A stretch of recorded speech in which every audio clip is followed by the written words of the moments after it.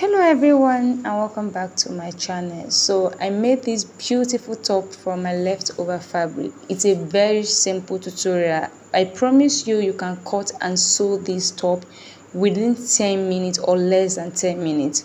You can pair this with your short knickers, trousers. It is very beautiful and it is a very simple tutorial. By the time you are done with this video, I promise you'll be able to recreate this by yourself. So if it's something you would love to learn, make sure to watch to the end of the video. If you're a returning subscriber, thank you so much for sticking around. If you're a new subscriber, thank you for subscribing. So let's go right into the main video.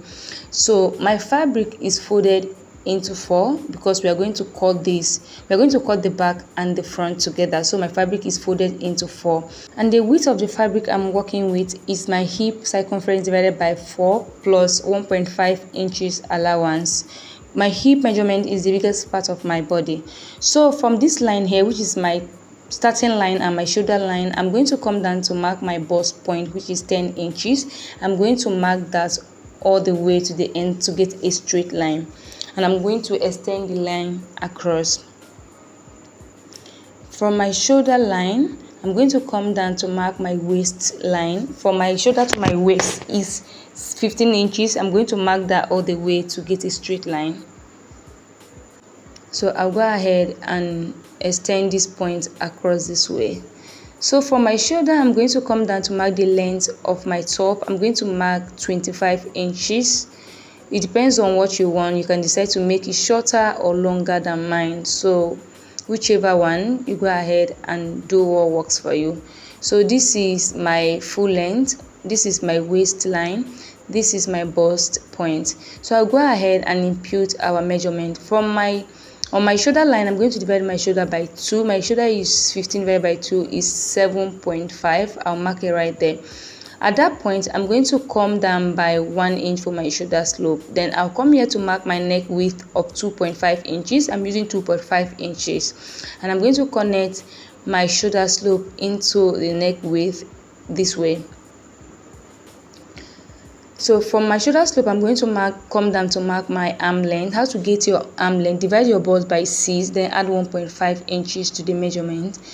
For me, I got 7, and I'm going to extend that point across this way.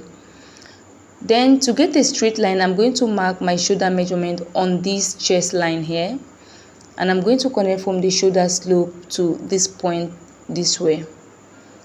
Then I'm going to come to this line here. I'm going to divide it into 2 equal halves. I got 7, so the half of 7 is 3.5. At that point, I will go in by half an inch.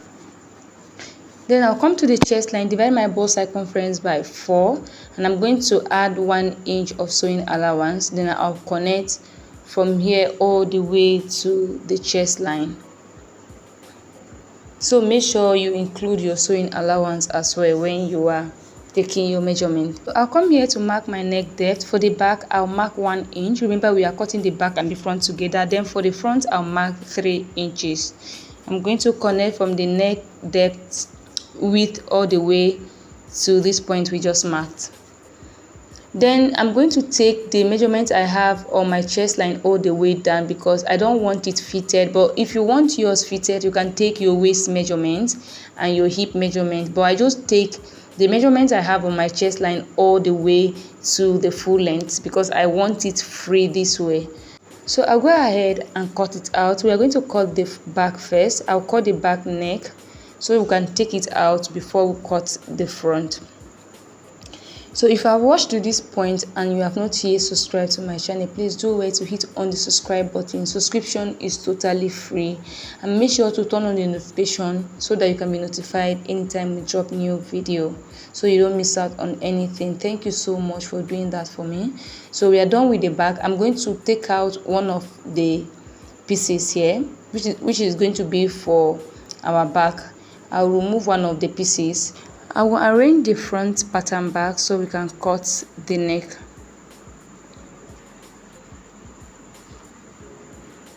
You know, we don't have a zipper on this top, so I'm going to create like a slit on the front pattern so our head can pass through when we are wearing it.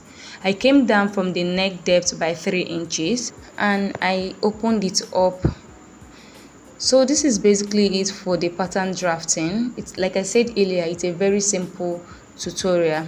So the next thing we're going to do right now is to sew. So I'm going to cut like a facing for the back and the front, and we are going to use that to turn the neck. You can see what we have for the front is exactly the way the front neck is, and this is for the back. This is what I'm going to use to turn the neck as well. So I'll go ahead and turn the neck and come back and show you guys the result. So I've already gone ahead to do that. You can see how neat it is. Very, very neat, right? So I'm going to place the front and the back together, good face facing each other. Then I will join the shoulders, fold the armhole. You can use your bias to fold your armhole. Then I'll join the side and fold the hem. So I've already gone ahead to do that. I've joined my shoulders, I've fold my armhole, and this is the final look. I've not fold the base. I'll do that because I want to weave before I fold. We create like a slit by the side, or at the side. You can see there a little slit at the side.